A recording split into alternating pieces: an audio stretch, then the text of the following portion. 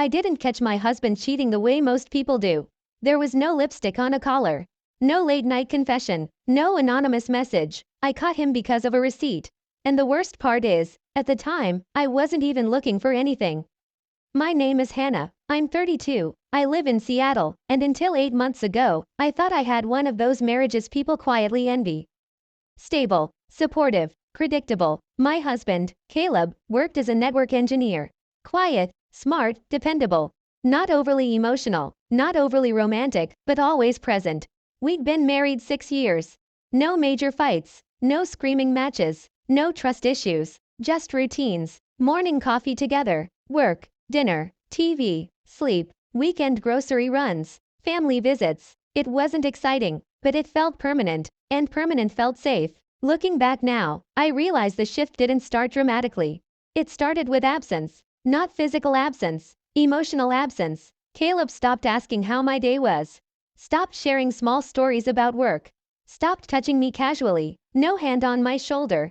No random hugs. Nothing. At first, I assumed stress. His company was going through restructuring. Layoffs were rumored. He was working longer hours. I told myself this is what marriage looks like sometimes. You give space. You stay patient. You don't assume the worst. Then one night, I was doing laundry and found a folded receipt in his jeans pocket. I wasn't snooping. I was just emptying pockets before washing. The receipt was from a restaurant downtown. Not strange by itself, but the date was from the previous Friday, the night he told me he worked late and grabbed fast food. This wasn't fast food. It was an expensive Italian place. 2 entrees, 2 drinks, dessert. My chest tightened, but I didn't panic. There are logical explanations for things like that. Work dinner, client meeting, coworker birthday. So I asked him casually that night, "Hey, did you have a team dinner Friday?" He paused for half a second, then nodded. Yeah, last minute thing. Something about the way he answered felt rehearsed. Too quick, too smooth, but I let it go. Because trust doesn't disappear in one moment. It erodes slowly. 3 weeks later, I found another receipt. Different place, same pattern, dinner for 2, on a night he said he stayed late at work. This time, my stomach dropped. Not because of the receipt, but because deep down, I already knew. I didn't confront him, not yet. Instead, I started paying attention. And once you start noticing, you can't stop. The phone habits came first.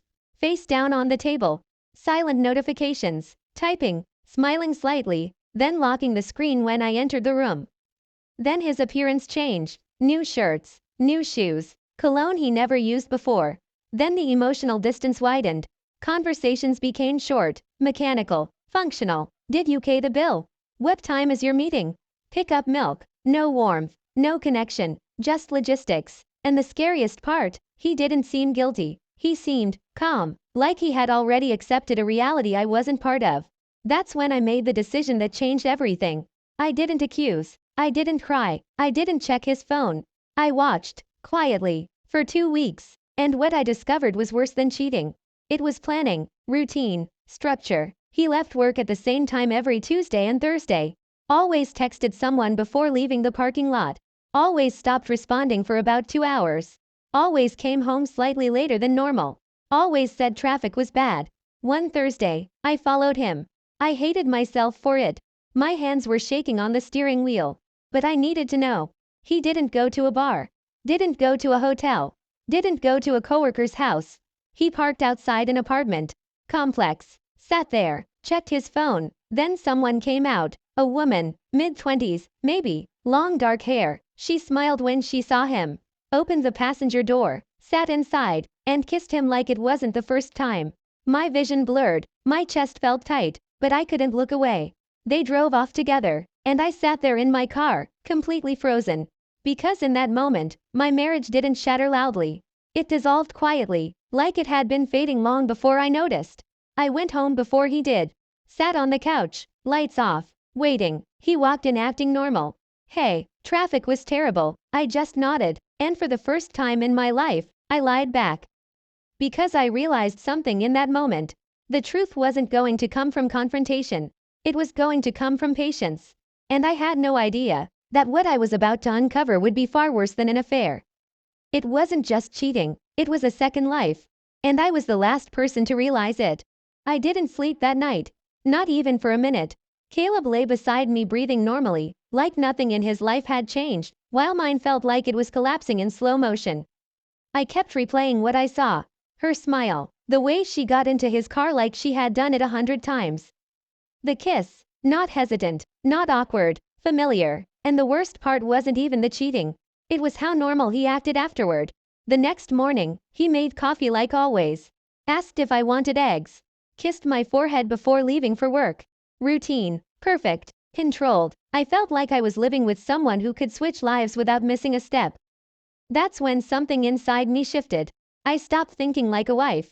And started thinking like an outsider watching a story unfold. I didn't confront him. I didn't cry. I didn't ask questions. I observed. For the next week, I paid attention to everything. The timing of his showers. How long he stayed on his phone. What days he seemed distracted. When he smiled at messages. And one pattern became clear. Tuesdays and Thursdays weren't random. They were scheduled, precise, intentional. That meant this wasn't new. This was established. And the thought that hurt the most was realizing how long it had probably been happening right under my nose. The following Thursday, I followed him again. Same routine, left work, texted, drove to the apartment complex. Waited. This time, I parked farther away. I watched him walk inside the building with her. Like he belonged there. Like it wasn't unfamiliar. Like it wasn't wrong. And that's when the truth hit me. This wasn't just an affair. He had a second life inside that building. I stayed in the parking lot for almost an hour, staring at the entrance. People came and went. Dogs barked. Cars passed. Normal life happening around me. Meanwhile, my marriage was quietly unraveling a few floors above. When he finally came out, he looked relaxed. Lighter. Smiling at his phone again. He drove off like it was just another stop in his day. That night, I checked our bank account. And that's when the ground really dropped beneath me.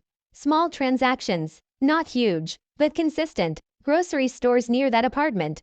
Coffee shops nearby. Furniture stores. Over months, my hands started shaking. This wasn't occasional. This wasn't random dinners. He was spending money there. Regularly. Like he was helping support another home. I scrolled further back. More charges. Utility payments I didn't recognize. Delivery apps sent to an address that wasn't ours. I felt sick. Because now it wasn't just emotional betrayal. It was financial, planned, sustained. He wasn't just seeing someone. He was building something with her. That night, I sat across from him at dinner watching him talk about his day.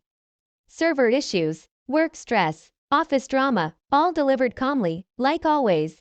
And I realized something terrifying. He was good at this. Too good. This wasn't sloppy cheating. This was compartmentalized, controlled, intentional. And I had no idea who this version of my husband really was. A few days later, I made a decision I never thought I'd make. I took a day off work, drove back to that apartment complex, and waited, not to follow him, but to see her. Hours passed, then I saw her leave. Alone, no Caleb. She walked to her car holding a coffee, scrolling through her phone. She looked normal, not like some villain, not like someone trying to steal a husband. Just a regular woman living her life. That made it hurt even more. Because it meant this wasn't some reckless fling. It was real, structured, ongoing. I followed her car at a distance. She drove to a design studio downtown. Went inside. I sat there trying to understand how two completely separate lives could exist at the same time. That night, Caleb came home acting tired again. Same routine, same calm tone, same kiss on my forehead. And suddenly, I couldn't stand it anymore. Not the cheating, not the lies, but the pretending, the performance. So I asked him something simple.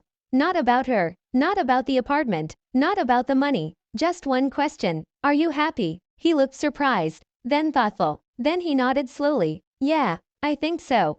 I stared at him, because that answer told me everything. He wasn't confused. He wasn't guilty. He wasn't struggling. He was comfortable, living two lives, keeping both, and assuming neither would collapse. That's when my heartbreak changed into something else.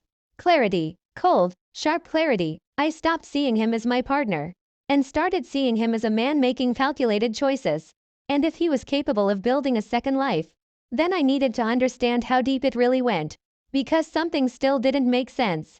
Affairs are messy, unpredictable, emotional. But this was organized. financially structured, scheduled, maintained. And that's when the thought hit me. What if this didn't start as cheating? What if this started as something else and turned into cheating later? The next discovery came 3 days later. And it was the moment I realized I had been looking at the situation completely wrong. Because Caleb wasn't just hiding a relationship. He was hiding a decision, a plan, and possibly an exit. And I was the only one who didn't know my marriage was already being replaced.